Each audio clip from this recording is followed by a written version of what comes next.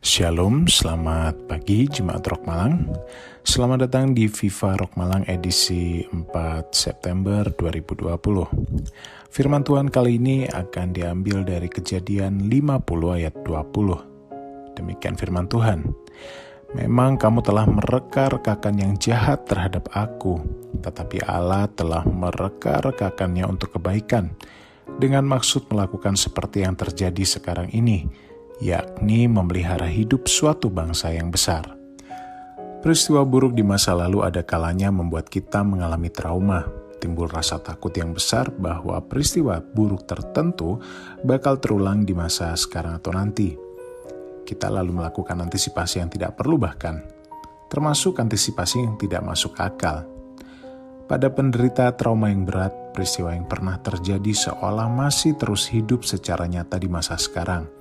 Belenggu masa lalu, semacam itu tentu sangat menyiksa. Penderita tidak bisa menikmati lagi sukacita, padahal keadaan saat ini sudah jauh berbeda dibanding masa lampau. Yusuf pernah mengalami masa-masa yang amat berat, dikhianati oleh kakak-kakaknya. Yusuf dijual sebagai budak di negeri asing, yaitu Mesir, padahal Yusuf yang masih berusia 17 tahun ketika itu bermaksud mengantarkan makanan untuk mereka. Sebuah pengalaman buruk masih terus mengikuti Yusuf hingga 13 tahun lamanya.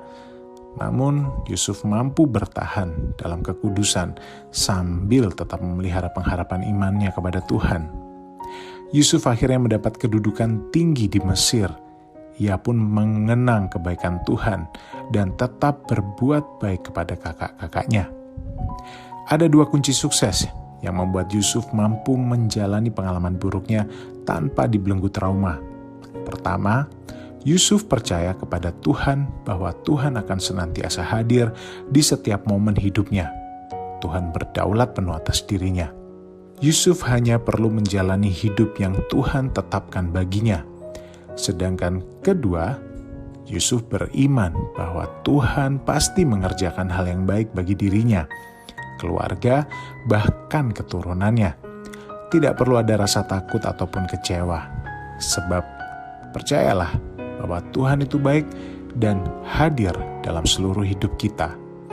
Tuhan memakai pengalaman buruk masa lalu untuk kebaikan kita.